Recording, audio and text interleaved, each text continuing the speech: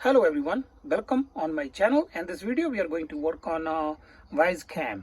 I have an old one and it was working for 2 years and suddenly something happened to my Wi-Fi router. I had to reset.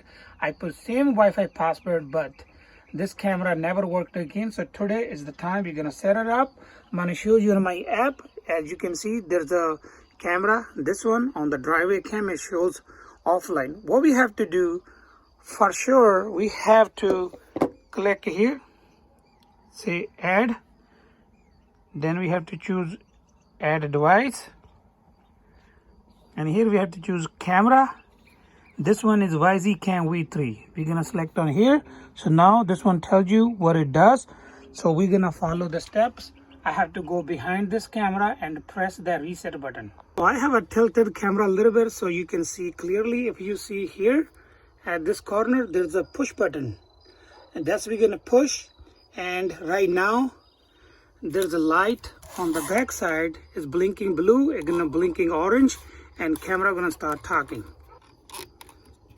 Here is what, that's the button we're gonna press. It's really small, it's hard to see. Ready to connect. Okay, now we're gonna go on our app and say next. I heard, it says ready to connect. You heard it? Yes. Now we're going to choose the Wi-Fi. I have already password. We're going to bring this barcode front of our camera. Ready to connect. QR code scanned. So now it says QR code scanned. I'm going to say I heard. Next. It can take a couple seconds and this camera will be connected.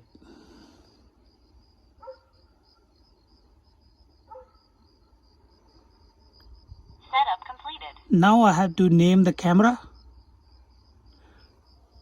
I'm gonna say driveway, continue.